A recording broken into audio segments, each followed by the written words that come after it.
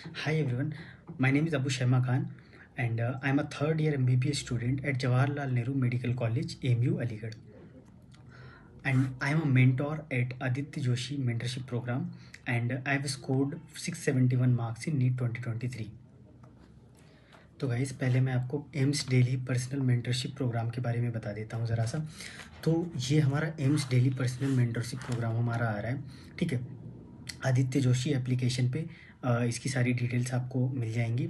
ये आपका लॉन्च कब हो रहा है, या ये आपका लॉन्च हो रहा है immediately after the NEET exam. अभी जो नीट एग्ज़ाम होने वाला है इसके जस्ट बाद मई ऑनवर्ड से आपका क्या हो जाएगा, ये आपका मेंटरशिप प्रोग्राम लॉन्च होने जा रहा है, ठीक है। इसका प्राइस क्या रहने वाली है, इसकी प्राइस जो है ईयरली प्राइस पूरे साल की आपको 5999, ठीक है, 6000 रुपये पूरे साल के। और यहाँ पे आपको बहुत सारे बेनिफिट्स मिलेंगे। यहाँ पे आपको पर्सनलाइज्ड मेंटरशिप दी जाएगी, ठीक है। हर एक बच्चे को उसके लेवल की हिसाब से एम्स के मेंटर्स आपको गाइड कर रहे होंगे यहाँ पे, ठीक है। एम्स के टॉपर्स आपको यहाँ पर गाइड कर रहे होंगे। मेंटरशिप टीम हमारी यहाँ पर बहुत ही स्ट्रॉन्ग है। जैसे कि यहाँ पर दो AIR1 यहाँ पे मेंटर्स होंगे और 15 से ज़्यादा एम्स टॉपर्स होंगे जो आपको वहाँ पे एज अ मेंटर वहाँ गाइड कर रहे होंगे आपको, ठीक है। अब ये है कि बहुत सारी मेंटरशिप प्रोग्राम हैं, तो ये हमारी मेंटरशिप प्रोग्राम अलग कैसे है, ठीक है। तो ना ही हम इसको व्हाट्सएप पे लेने वाले हैं, ना ही हम टेलीग्राम पे इस मेंटरशिप प्रोग्राम को चलाने वाले हैं। ये आपका आदित्य जोशी एप्लीकेशन पे, ऑफिशियल एप्लीकेशन पे ये चलेगी, ठीक है, मेंटरशिप। तो और इसके अंदर हम करेंगे क्या, मतलब हर तरीके से बच्चे को आप लोगों को यहाँ पर गाइड किया जाएगा। फुल्ली इंटरेक्टिव लाइव सेशन लिए जाएंगे, ठीक है। डेली टारगेट्स आपको दिए जाएंगे, डेली आपके जो है पर्सनलाइज टाइम टेबल बनाई जाएंगी, पर्सनलाइज आपको स्ट्रेटजीज बताई जाएंगी किस तरीके से करना है। और आपके जो एम्स के टॉपर्स हैं वो आपका डाउट सॉल्व कर रहे होंगे वहाँ पे 1 to 1, ठीक है। तो और यहाँ पर जो हमारा एक चीज़ है ना कि मेंटरशिप में हम यहाँ पर पर्सनलाइज्ड लेके आ रहे हैं, यानी कि यहाँ पे हर सबके लिए एक ही प्रोग्राम नहीं होगा। जो बच्चा जिस तरीके से, मतलब कि अगर कोई बच्चा अभी उसके कम मार्क्स आ रहे हैं तो उस हिसाब से उसको स्ट्रेटजीज बताई जाएगी, उस हिसाब से उसको मार्क्स इंप्रूव करने की तरीका बताया जाएगा। और जो बच्चा पहले से ही अच्छा है उसके कंडीशंस के हिसाब से उसको वहाँ पर गाइड किया जाएगा। तो ये एक बहुत ही अच्छा प्रोग्राम आने वाला है, ठीक है। और मैं कुछ चीज़ें इसके बारे में आपको बताना चाहता हूँ। यहाँ पर लाइव सेशंस लिए जाएंगे, वो आपको बाद में रिकॉर्डेड फॉर्म में भी मिल जाते हैं। और जो लास्ट ईयर का हमारा इस मेंटरशिप प्रोग्राम का जो रिजल्ट था वो आप सुनने के बाद हैरान हो जाओगे। 70% से ज़्यादा रिजल्ट आया है, 70% से ज़्यादा सिलेक्शन हुए इस मेंटरशिप से, ठीक है। तो इसके लिए मैं यही बताना चाहूँगा कि आपके जो ड्रीम कॉलेज के सीनियर्स हैं वो वहाँ पे आपको गाइड कर रहे होंगे, तो आपको पता है कि कितनी अच्छी मेंटरशिप होने वाली है। तो अगर आप इंटरेस्टेड हैं तो आप इसको ज्वाइन करिएगा, ठीक है। लिमिटेड सीट्स हैं, सिर्फ जो सीरियस स्टूडेंट हैं उनके लिए ही है। तो बहुत ही अच्छा प्रोग्राम रहने वाला है। अगर आपको गाइडेंस में प्रॉब्लम आ रही है तो आप ज़रूर इस मेंटरशिप प्रोग्राम को ज्वाइन करें। अब इस वीडियो में हम बात करेंगे केमिस्ट्री के बारे में, कि केमिस्ट्री में किस तरीके से आपकी केमिस्ट्री अगर आपके 120 मार्क्स से भी कम आ रहे हैं तो आप कैसे उसको इंक्रीज़ करके 160 प्लस ले जा सकते हैं। देखो, सबसे पहले हम इस वीडियो में बात करेंगे एग्जैक्ट फ्रेमवर्क की, बात करेंगे केमिस्ट्री में जो कि टॉपर्स यूज़ करते हैं, है ना। इस वीडियो में आपको इम्पोर्टेंस बताऊंगा कि केमिस्ट्री को कैसे आप इम्प्रूव कर सकते हैं, ठीक है। लास्ट तक देखिएगा वीडियो, आपको सब कुछ समझ में आ जाएगा। इस वीडियो के बाद आपको कोई ऐसी वीडियो देखने की ज़रूरत नहीं पड़ेगी केमिस्ट्री के लिए कि सर कहाँ से कौन सा सब्जेक्ट करें केमिस्ट्री में, क्योंकि केमिस्ट्री में होती है 3 सब्जेक्ट, ठीक है, physical chemistry, organic and inorganic. तो तीनों के लिए आपको अलग अलग बिल्कुल अप्रोच रखना है। इस वीडियो में हम पूरा डिस्कस करेंगे कि किस तरह से कौन सा अप्रोच आप रखोगे कौन से सब्जेक्ट के लिए। जैसे फिजिकल केमिस्ट्री के लिए अलग अप्रोच होगा, ऑर्गेनिक के लिए अलग, इनऑर्गेनिक के लिए अलग। तीनों ही बिल्कुल डिफरेंट सब्जेक्ट हैं, ठीक है। तो तीनों में आपको एक तरीके का अप्रोच बच्चे रखते हैं, इस वजह से प्रॉब्लम हो जाती है ना। तो तीनों के लिए हम अलग अलग अप्रोच की बात करेंगे। तो इस वीडियो को लास्ट तक देखिएगा, आपको सब कुछ क्लियर हो जाएगा, ठीक है। तो सबसे पहली चीज़ हम उठाते हैं फिजिकल केमिस्ट्री के बारे में। फिजिकल केमिस्ट्री में मेनली क्या बच्चों को दिक्कत आती है कि सर फिजिकल केमिस्ट्री में जो क्वेश्चंस के पैटर्न है, क्योंकि क्वेश्चंस अलग अलग तरीके से पूछे जाते हैं, क्वेश्चंस वहाँ पर सॉल्व नहीं होते, क्योंकि फिजिकल केमिस्ट्री थोड़ा ना फिजिक्स की तरह होता है ना।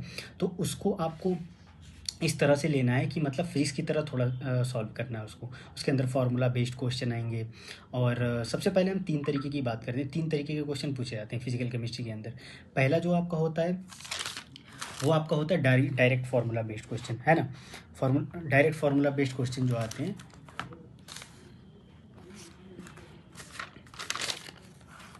ठीक है। तो सबसे पहले हम बात करेंगे फिजिकल केमिस्ट्री की। फिजिकल केमिस्ट्री में जो ज़्यादातर बच्चों का क्वेश्चन होता है कि सर फिजिकल केमिस्ट्री के न्यूमेरिकल्स नहीं लग रहे हैं, क्वेश्चंस नहीं लग रहे हैं, क्योंकि नीट में क्या होता है ना कि बायो लेके आते हैं ज़्यादातर बच्चे। तो क्या होता है कि उनकी फिजिक्स भी वीक होती है मोस्टली, कैलकुलेशन वगैरह, और न्यूमेरिकल्स जो फिजिकल केमिस्ट्री में लगाना होता है वो भी वीक होता है। तो यहाँ पे हम डिस्कस करेंगे कि किस तरीके से आप इसको अपना स्ट्रॉन्ग कर सकते हो, है ना। तो देखो नीट में 3 तरीके के क्वेश्चन पूछे जाते हैं मेनली फिजिकल केमिस्ट्री में।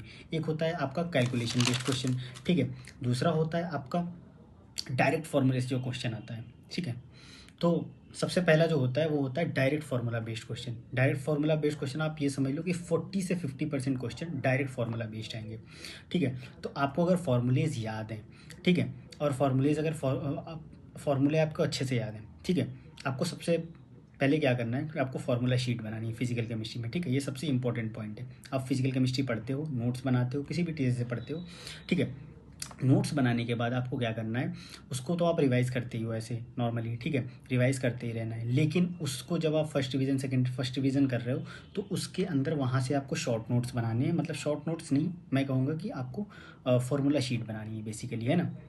फार्मूला शीट जब आप बनाओगे तो उसमें सारे आप फार्मूला ऐड कर लोगे। लाइक आप मोल कॉन्सेप्ट उठाते हो, उसका आप सारे अगर फार्मूलेज ऐड कर लोगे ना फार्मूला शीट में, तो दोबारा आपको मोल कॉन्सेप्ट पूरा पढ़ने की हर बार ज़रूरत नहीं पड़ेगी। टेस्ट से पहले या नीट से पहले इन टाइम पे आपको बहुत काम करेगा वो। अब सिर्फ वो फार्मूला शीट देखोगे, क्वेश्चंस लगाओगे, सब कुछ हो जाएगा, ठीक है। दूसरा एक होता है मतलब कि जैसे कुछ चैप्टर्स हैं लाइक एक इक्विलिब्रियम है, आयनिक इक्विलिब्रियम हो गया, कुछ केमिकल काइनेटिक्स में होते हैं। ये सब चैप्टर्स थोड़ा सा यहाँ से कॉन्सेप्चुअल क्वेश्चंस भी आ जाते हैं, तो वहाँ पे थोड़ा सा आपको कॉन्सेप्ट क्लियर करना है। बाकी मोस्टली क्वेश्चंस वहीं फार्मूला बेस्ड आते हैं।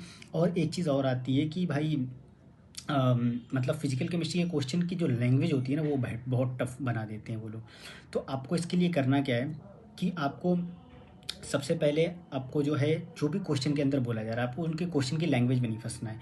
आपको वहाँ पर सबसे पहले जो भी डेटा दिया हुआ है क्वेश्चन के अंदर उस डेटा को वहाँ से निकालना है, ठीक है। कितनी भी टफ लैंग्वेज है, आप जो पढ़े हो आप उस हिसाब से उसको डिसाइड करो कि पहले किस चैप्टर का क्वेश्चन है, ठीक है, फिर उसमें किस टॉपिक का क्वेश्चन है। वहाँ से आपको आइडिया लगता है तो वहाँ पे आपने जो पढ़ा है वहाँ से वो डेटा निकालो, उस क्वेश्चन में क्या क्या गिवन है, ठीक है। उस डेटा को आप लिखो, पहले लिखो, फिर उसके बाद सोचो कौन सा फॉर्मूला लगेगा, किस तरीके से अप्रोच होगा, ठीक है। तो बहुत ही आसान हो जाएगा ये आपके लिए, ठीक है, फिजिकल केमिस्ट्री में।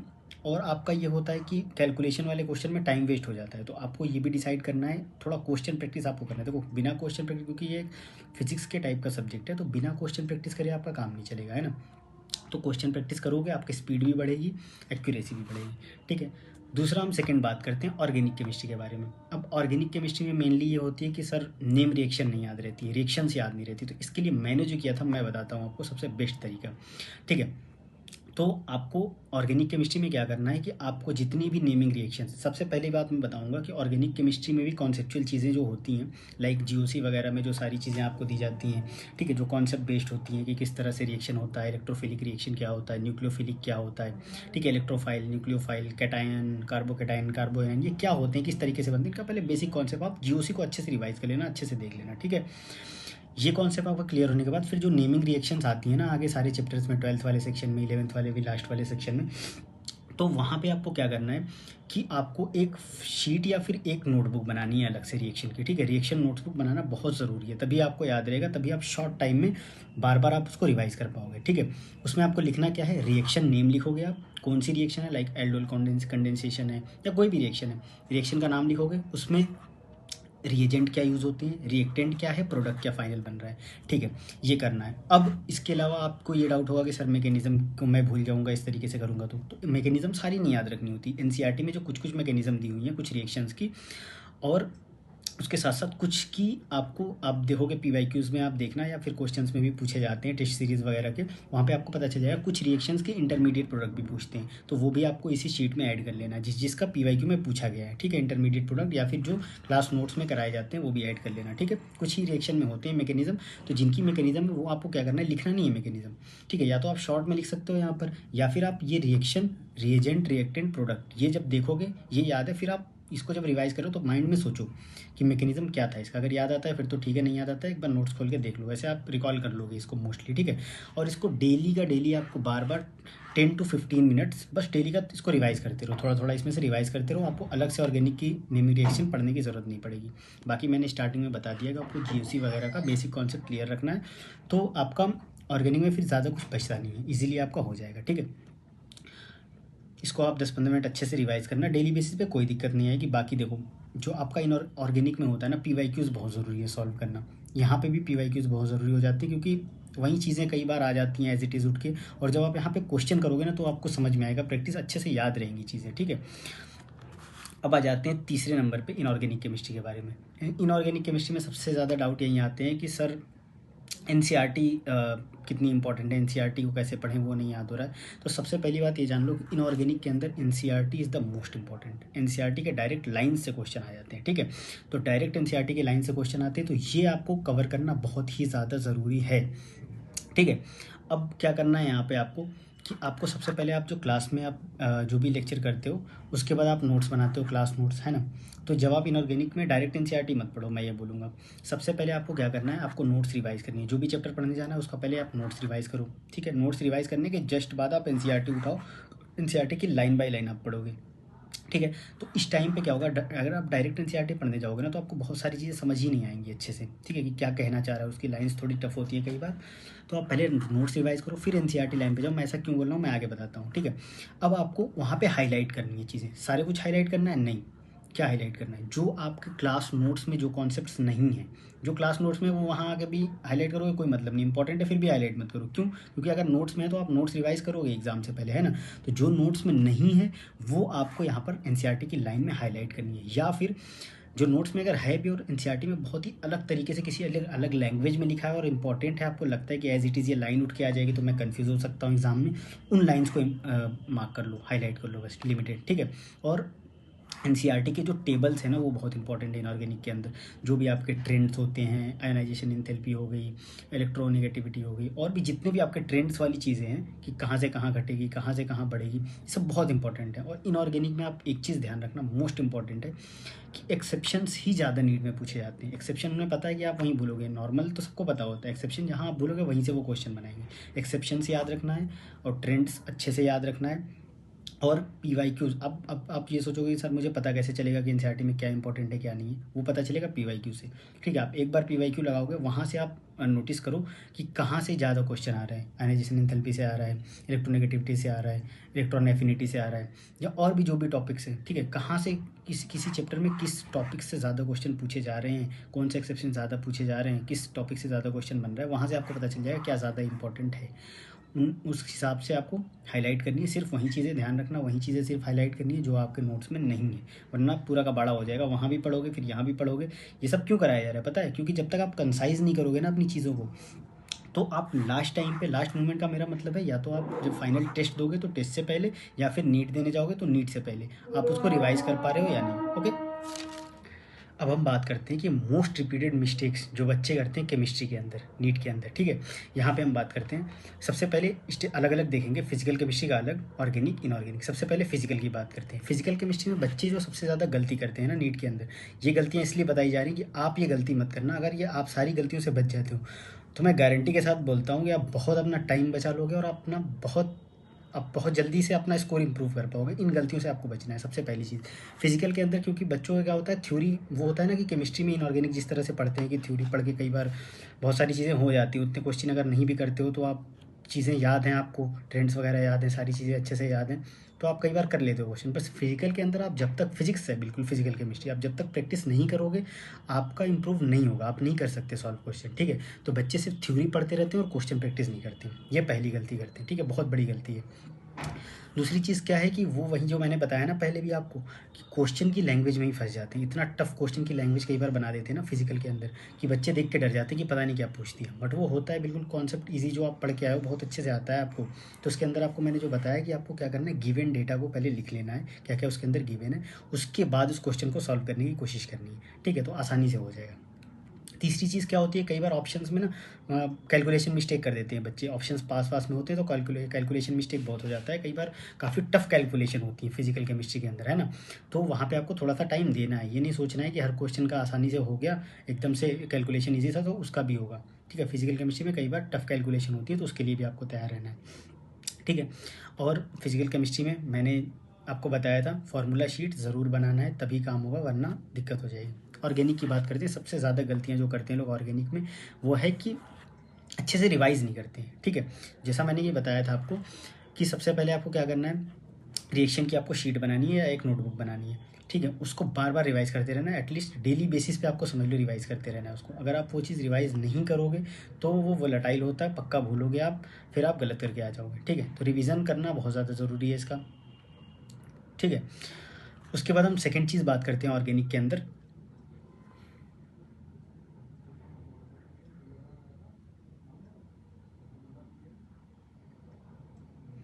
दूसरी गलती जो ऑर्गेनिक के अंदर बच्चे करते हैं, सबसे बड़ी गलती है कि पीवाईक्यू सॉल्व नहीं करते हैं, है ना। पीवाईक्यू सॉल्व नहीं करते हैं तो क्या होता है कि एज इट इज़ पीवाईक्यू कई बार उठ के आ जाता है, कई बार बिल्कुल मतलब जहाँ से पीवाईक्यू पूछा गया था उसके आगे के स्टेप पूछ लेगा। कई बार आपका रिएजेंट पूछा था, अगली बार प्रोडक्ट पूछ लेगा, मतलब कई बार वो पूरे रिएक्शन देके उसका नाम पूछ लेगा। तो उसी में घूमता रहता है इधर उधर। तो अगर आप पीवाईक्यूज़ कर लेते हो अच्छे से ना, एटलीस्ट 25 से 30 साल के पीवाईक्यूज़ आप कर लेते हो ऑर्गेनिक के अंदर, तो मतलब आधा ऐसे सॉल्व हो जाता है। वो वहीं फिगर वाले क्वेश्चन आते हैं तो बहुत आसानी से सॉल्व हो जाएंगे, है ना। इनऑर्गेनिक के अंदर देखो सबसे बड़ी गलती है कि और एनसीईआरटी को अवॉइड करना। एनसीईआरटी का पे अगर आप कमांड नहीं बनाते इनऑर्गेनिक में तो आपको पक्का प्रॉब्लम होने वाली है, ठीक है।